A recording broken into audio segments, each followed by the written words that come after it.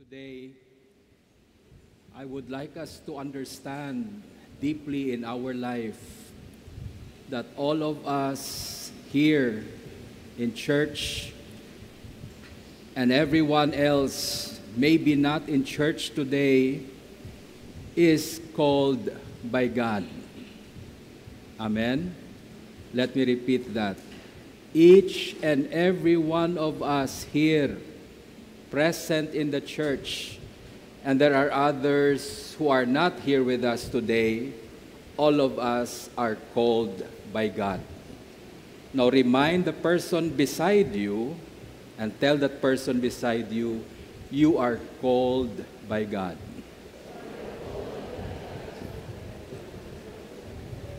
Okay.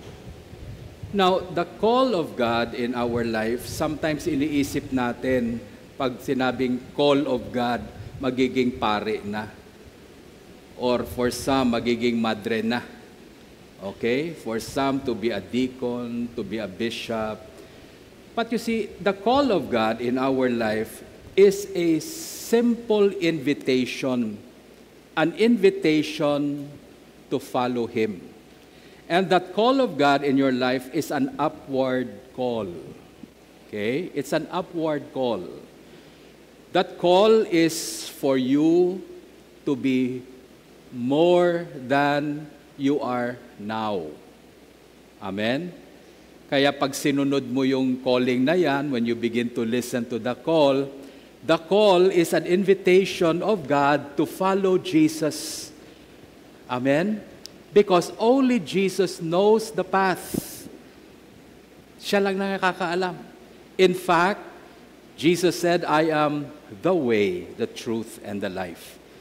So that call, basically, may nagtanong sa akin, isang bata, sabi niya, ano yung calling? And I try my best ability to explain that to a child because sometimes we complicate things dahil hindi natin naintindihan. And when you talk to a child, sometimes it brings you back to the basic of things. What is the call of God? Anong calling? Well, the calling is God inviting you to go to heaven, to be where He is. Amen? Amen? Yung tawag na yan. That call is God inviting you to be with Him. God is in heaven, so it's an invitation to heaven. And the child understood. Okay? But the sad reality also, everyone is called, but not everyone is able to follow. Okay? Lahat tayo tinatawag ng Diyos. Walang isa dito na sasabihin mo na, ako hindi naman ako pinapansin ng Diyos, hindi ako tinatawag. You're being called by God. Whatever it is in your life that God wants you to do, that is a calling. God calls you to take care of your family. Calling diyan. God invites you to be of help to someone. That is a calling. Try to find out what is your calling in life. Father, hindi ko alam yung calling ko eh. Have you ever asked God, what is your calling? Nagtanong ka na ba sa Kanya? Minsan natatakot tayo magtanong kasi baka yung tawag ng Diyos sa akin mahirap. And so we just let life slip away without bothering to know what is your calling. And this is very difficult. Because we hold on to so many things in life and we know in that calling, when God calls us, we have to give up certain things. Yun ang ayaw natin. Masyado nating mahal ang buhay natin. That's why the scripture says that you have to be careful because if you love your life too much and you try to hold on to your life too much, you might lose it. Amen? Amen. Bakit ganyan kayo pag nakatingin sa akin ba? Okay. So, the calling of God, we are so afraid. Ano ba, Lord, ang gusto mong gawin ko sa buhay ko? What are you calling me to do? It may not be spectacular, it may not be something big, but with God, it is important to you. Importante yan sa buhay mo. That's why we have to find out, ano bang calling ni Lord? I look at our psalm reading today, there is that passage of Scripture that I really love so much. Ang sabi doon that, Lord, you are my inheritance. You know, when I consider my life, there's so many things that you will have in this life. Amen? Amen? Yun ang kagandahan. Sino sa inyo nakatanggap ng mga plaque? You have plaque. May mga plaque ba? Plaque of appreciation, plaque of honor. Diba? How many of you have received that? Meron akong classmate, maraming plaque yung bahay niya. Hindi mo na makita yung dingding ng bahay nila. Puro plaque yan. No? Plaque. Yung mga award. So may mga plaque. Tapos iniisip ko lang, this is just my thought. Pag namatay ka, anong mangyayari sa mga plaque na yan? Sabi nila, so I will leave it to my children. Iiwan daw niya sa mga anak niya. Eto lang, atin-atin lang to. Sa palagay nyo kaya, may anak na gusto magtago niyan. A few months later, meron ng isang anak na magtatanggal niyan sa wall. And a few months later, some will keep it in a box. And a few more years, yung mga plaque na yan, baka makikita mo yan, sinusunog na. No one will keep yung mga plaque na yan. Certified engineer, certified doctor, mga certificate mo, nakaplaque. When you die, who cares? Who cares? There's so many things that we care for in our life that we will not be able to bring to where we are called to go. Wala kang pwedeng dalhin. Whatever it is you have in your life right now, it is meant to be used, it is meant to be enjoyed here in this life. Do not store them so much. Do not hold on to them so much. Because in the end, when you come to that hour of death, everything that you have in this life does not matter. Yung pera mo ba, dadalhin ka ba sa langit niyan? Ask yourself, will my money bring me to heaven? Will my friends that I have accumulated? Sabi nga ng isang tao, sabi niya, marami akong friends sa Facebook, pumalo na ako sa 500,000 yung friends niya sa Facebook. Nung namatay siya, ni isa walang pumunta sa lamay niya. No? Virtual friends. You see, we may be gathering so many things in our life, and the tragedy is when you come to the end of your life, all of these things does not matter at all. Walang kabuluhan, walang bearing sa buhay mo. The only thing that matters really, the way I see it, is what you are going to leave behind to your loved ones. You will not bring anything when you die. You cannot take anything from this world to bring it to the next life. Wala kang pwedeng bitbitin at dalhin sa kabilang buhay, pero pwede kang mag-iwan ng magandang alaala. Amen? And I'm really interested. I have come to a point in my life, I used to like things and buy things for myself. Yung iniisip mo, pinag-ipunan. But now, I am more conscious of what will I leave behind when I go. Ano bang alaala ang maibibigay ko sa mga anak ko when I go? Will you want your children to remember you? He's really a good dad. Ay, napakabait ng tatay namin. Napakabuti ng tatay namin. Maganda yan, di ba? How many of you like your children to remember you as a good father? Wala. Okay. Talagang tinatamad kayo kumilos sa araw na to, ano? Okay. Ewan ko kung anong kinain nyo kagabi, bakit ayaw nyo kumilos. How many of you would like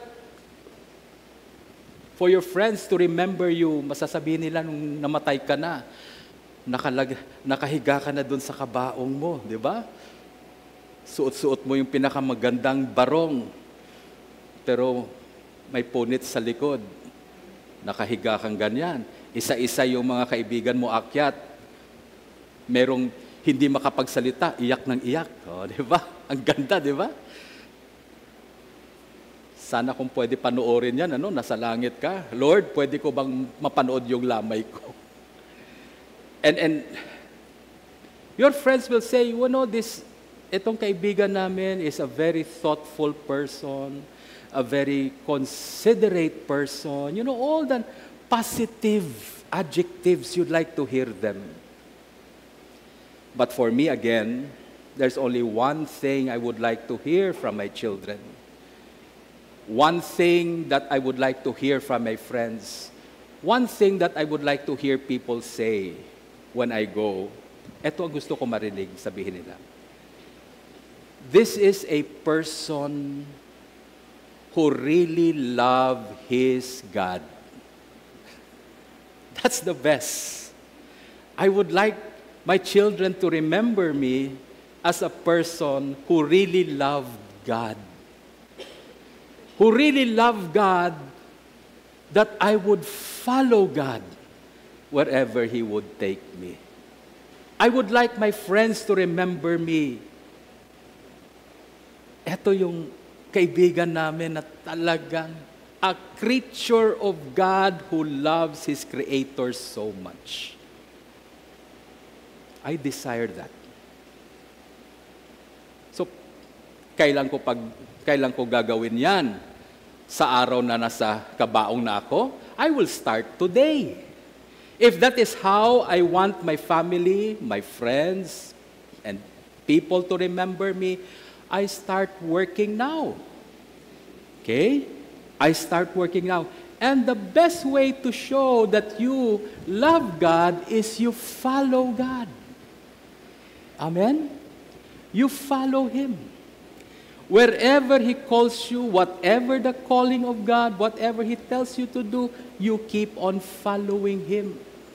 All of us are called by God, invited by God to follow.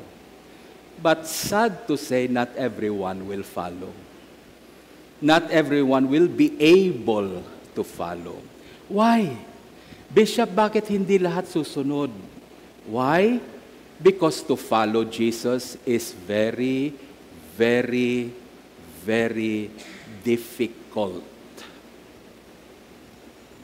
Huwag kayong maniwala pag may lumapit sa inyo na tanggapin mo si Jesus at magiging masaya, convenient ang buhay mo. That's not true.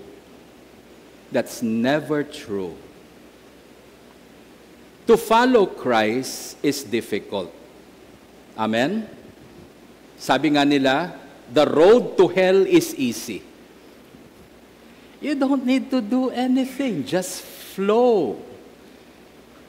But the road to heaven, where God calls you, when I say heaven, I'm not just talking about the place, but I'm talking about the presence. Heaven is a presence, the presence of God.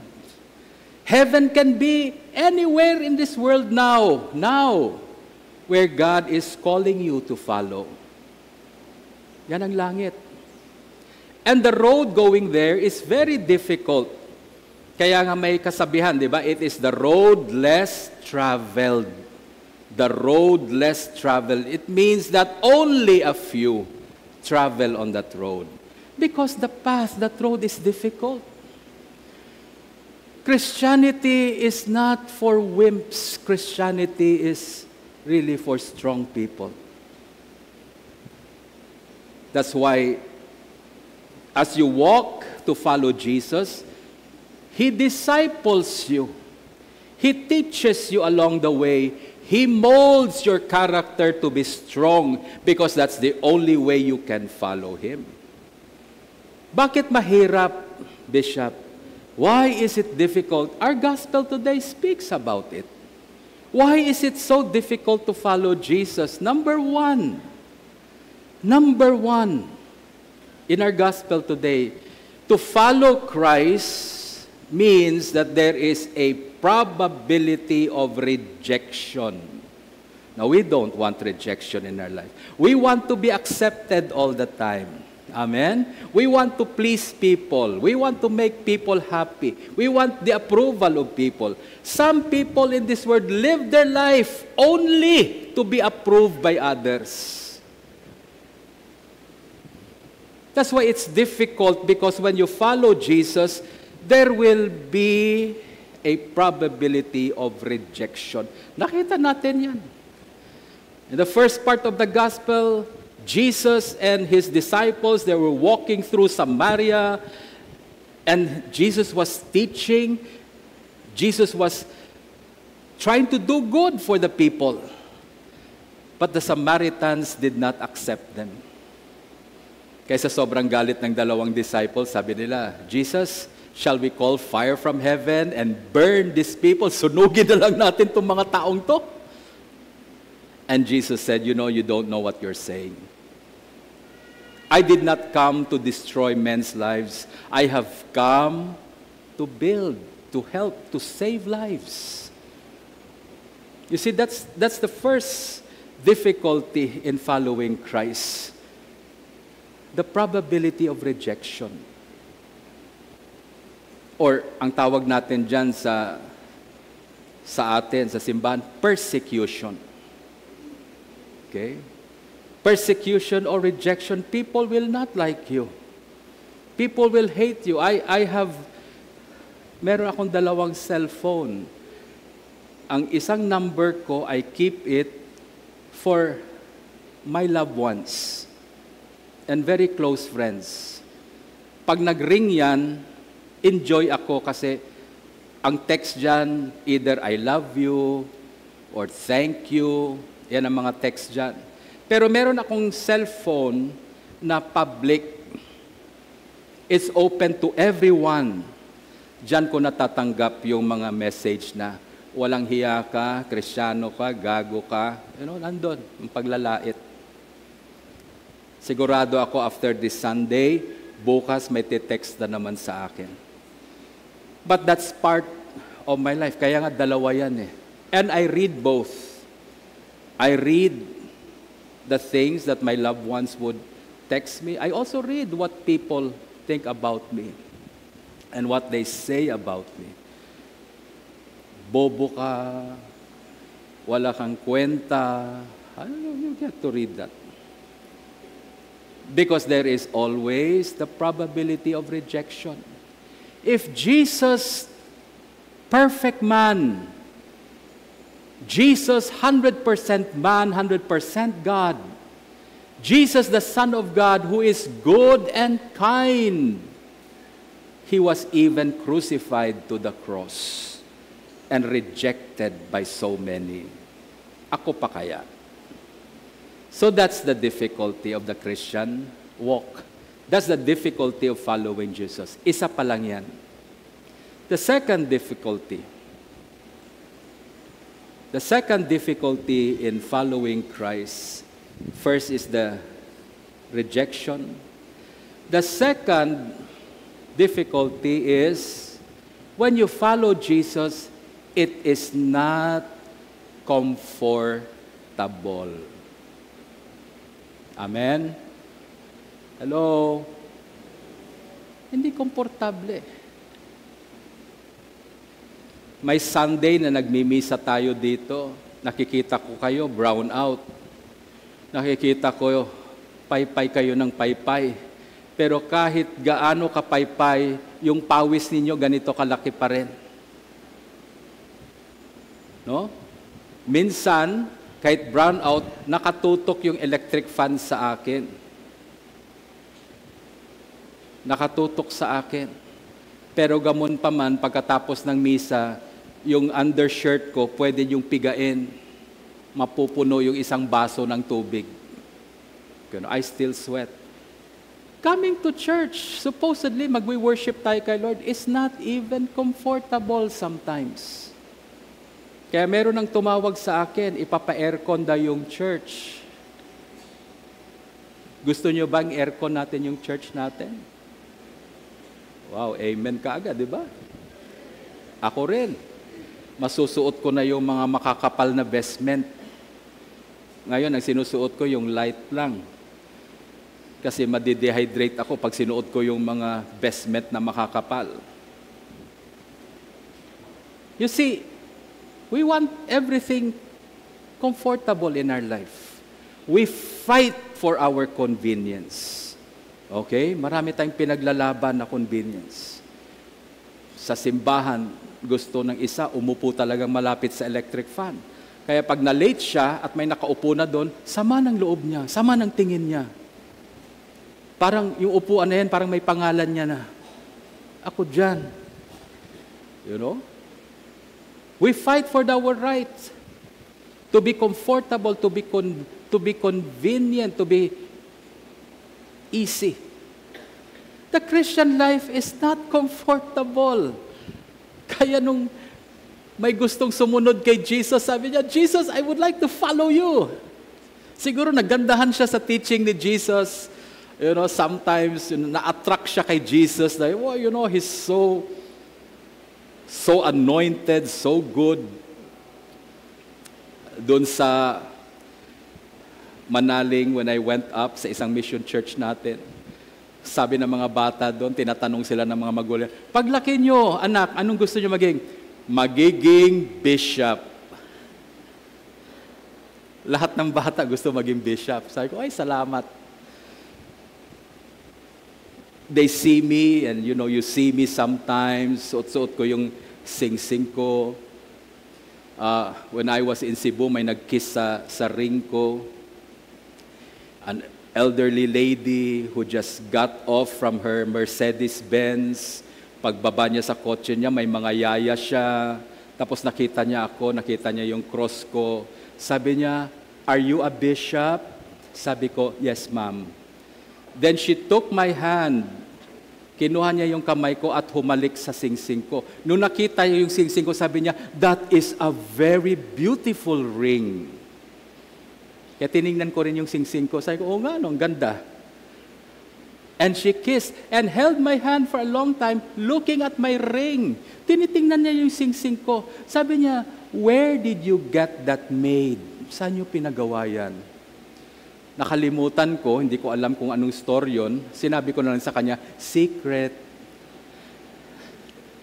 O sabi niya, Bishop, you have to tell me kung saan, sinong alahera mo.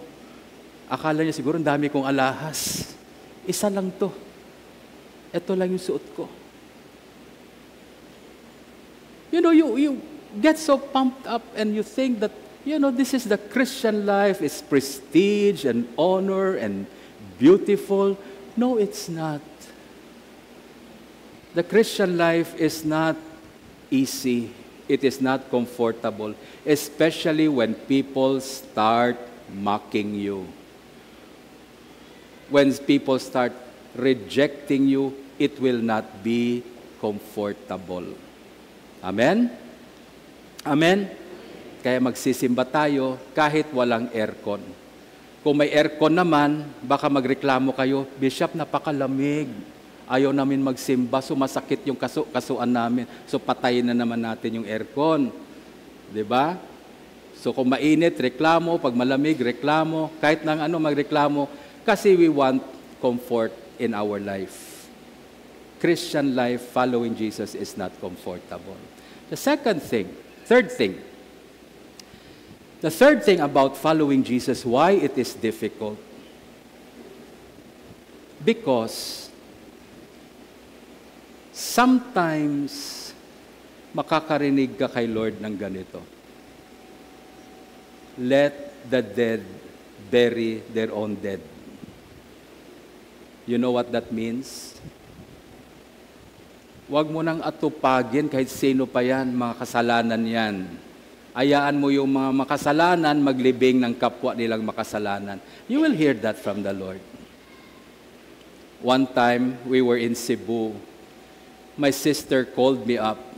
Kasi nandun naman ako sa Cebu. Nagpunta lang ako, may meeting kami doon sa Cebu. My sister called me up, my baby sister. Sabi niya, can you come by the house? I'm sick. May lagnat ako and no one is here. Can you take care of me, kuya? Sabi niya, the way you took care of me when I was still a child. I like the idea so much. So pumunta ako kay Primate, Bishop Ricardo. Sabi ko, Bishop Ricardo, can I be absent today sa seminar natin? I need to take care of my baby sister. She's sick. And you know what Bishop Ricardo said? Sabi niya, let your family take care of her, not you. Sakit. Sakit. You have to be here in this seminar. Sabi ko, but she's sick. No one's going to take care of her. If you are not in Cebu, sa palagay mo ba walang mag-aalaga sa kanya? Sabi ko, meron naman. Ayun, yun, tawagin mo yun ang mag-aalaga sa kanya, not ikaw. Kaya nung nagkasakit din yung nanay niya, sabi niya, I cannot attend to the work in the church. Sabi niya, I need to go, my mother is sick. Gusto ko sana ibalik sa kanya. Hindi ko lang nasabi. You know? But there are days like that. Sabi ng tao na yon, tinawag siya ni Jesus, come, you follow me. Halika, sumunod ka sa akin. And you know what that person says? Okay, but let me first bury my father. Ilibing ko muna yung tatay. Kamamatay lang ng tatay niya. Masama ba maglibing ng tatay na namatay? Masama yung ilibing mo, buhay pa. Diba? Pero kamamatay ng tatay mo, makikilibing muna ako. And you know what Jesus said to this man? If you're going to follow me, sabi niya, let the dead bury their dead. But you go, you preach the kingdom of God. Para yung sinabi ni Bishop Ricardo, let your sister take care of herself. You come here, you do your work. And I asked him many years after, tinanong ko siya, why did you not allow me? Kasi sabi niya, at the beginning of your ministry, nag-uumpisa ka pa lang bilang pare. You have already set your priorities wrong. Mali na kagad yung priorities mo. And sabi niya, I want to teach you to set your priorities right and straight. You know why? If your priorities are clear, decisions are easy to make. Kaya minsan hindi tayo makapag-decide. Hirap tayo mag-desisyon sa araw-araw kasi ang dami nating priorities. Meron isang lalaki nagpunta sa akin, naghingi ng advice. Sabi niya, Bishop, I'm in love with 2 women. Alam niyo na yung kwento na yan, di ba? Sana 2 puso ko. Ay, isa lang yung puso ng tao, dapat isa lang. So anyway, he told me, sabi niya, I'm really in love with 2 women right now. And as a Christian, sabi niya, I cannot keep them both. Hindi ko pwedeng silang 2 sa puso ko. Tama ba yan? Tanungin ko yung mga babae, tama ba yan? Gusto nyo bang may kahati kayo sa puso ng asawa nyo? Walang babae at ang papayag. So sabi niya, so Bishop, mamimili ako. Sabi niya, sino Bishop ang pipiliin ko? Etong sagot ko sa kanya. Ba't akong tatanungin mo? Ikaw nga, kilala mo sila, hindi mo alam kung sinong piliin. Ako pa kaya, hindi ko kilalang mga yan. But he's so heartbroken. Sabi niya, mamimili ako. Then I asked him, priorities. Priorities in life. What is your priority? Sabi niya, I want to settle down and build a home and have a family. Okay, sabi ko, kung yan ang priorities mo, then you make a decision. Sabi niya, yeah. Pag pamilya, ang iniisip ko, if I want to settle down and build my family, etong babae ang iniisip ko. Pero kung gusto ko lakwat siya, pasyalan, gimmick, eto namang babaeng iniisip ko. Kaya sabi ko, anong gusto mo? Mag-gimmick ka pa ba o magpapamilya na?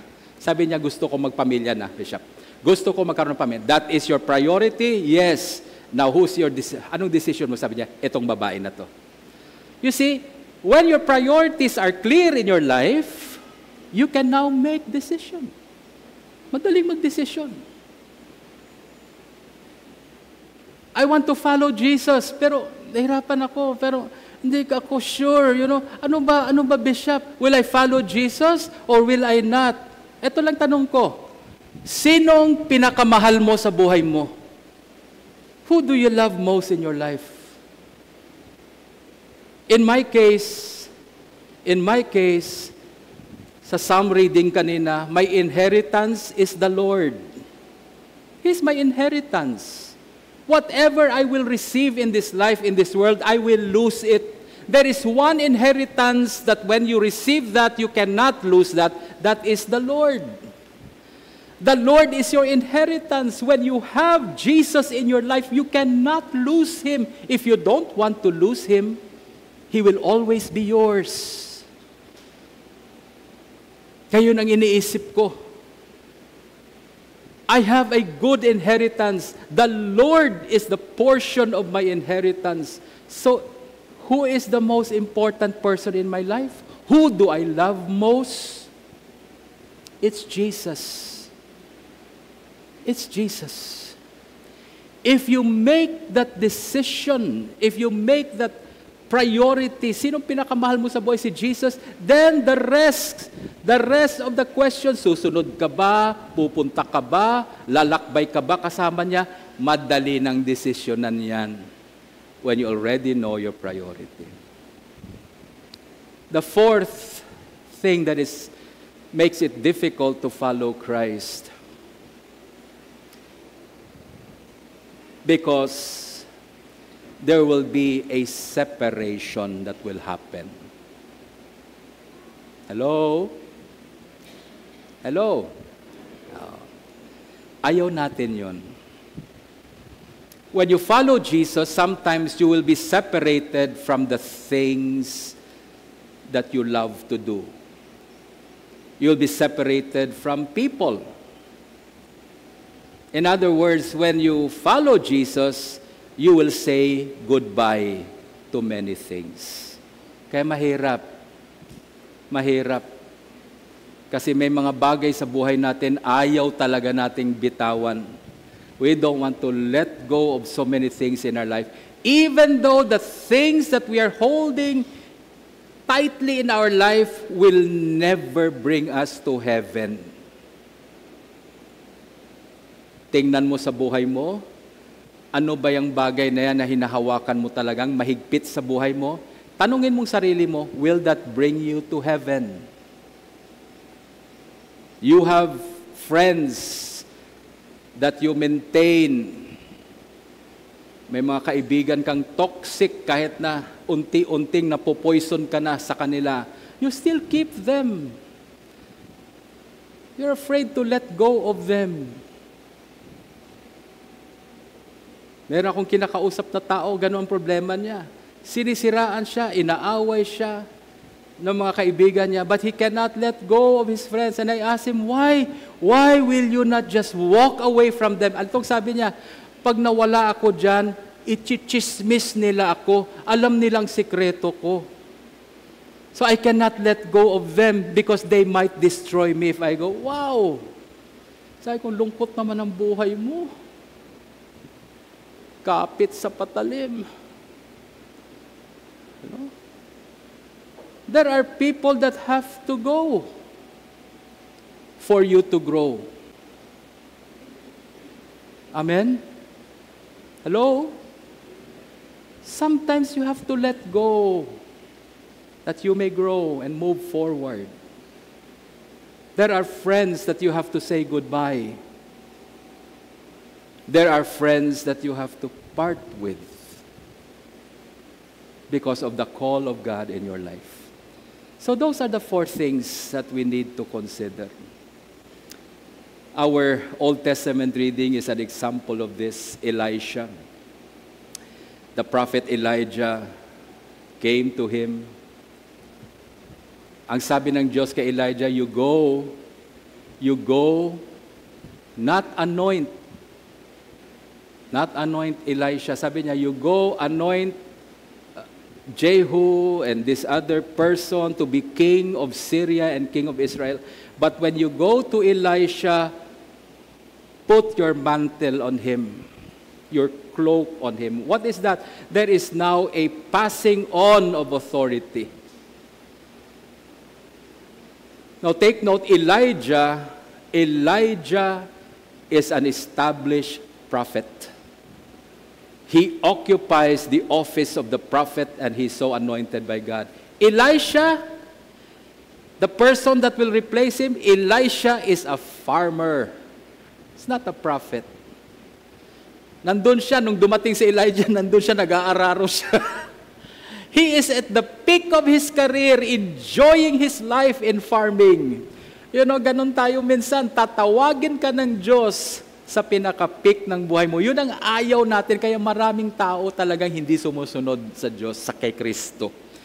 Because God sometimes will come into your life and call you when you are at the peak of what you are doing. So Elisha was farming, the peak of his career as a farmer. Then Elijah put the cloak on him. Kaya he tried to, sabi ni Elisha, you follow me now. It's time to go. Sabi ni Elisha, let me go back and say goodbye to my family. Oh, nagalit si Elijah. Well, anyway, he did not do that anymore. What he did was burn the bridges. Pinatay niya yung mga oxen niya and nagpakain siya sa mga tao, then he followed Elisha. Listen carefully. It was not Elijah who called Elisha. Who called Elisha? Huh? It was God. It was God. Maari si Elijah yung nagsabi sa kanya. But it was God who told Elijah, go over to Elisha and put your cloak on him, pass on the baton to him. It was not Elijah who called Elisha, it was God who called him. And today, we go home, and I would like you to have this in your mind.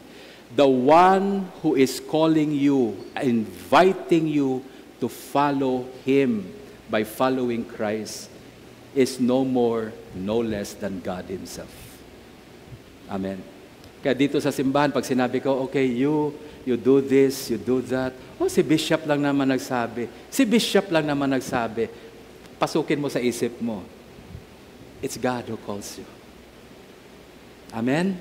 It is God who is calling us every day in our life. He knocks at the door of our heart every day, trying to call us, trying to invite us, not giving up on us. Kahit ilang beses na tayong tumanggi sa Kanya, hindi nag-give up si Lord. He keeps on calling you and calling you and calling you to follow Him. Amen? Difficult? Yes. Galatians, our second reading today, sabi niya, the fruit of the Spirit. When you find it difficult to follow Christ, remember this, the Holy Spirit is with you. When life begins to get hard and difficult, your Christian walk becomes difficult and you are just tempted to say, hanggang dito na lang ako. I'm just going to stop here. I'm not going to go anymore. When you're about to surrender and give up following Christ, before you give up, talk to the Holy Spirit first. He is sent to help you. He is sent here to strengthen you, that you may be able to fulfill the calling of God in your life. Many are called, but not everyone will follow. Amen. Please stand.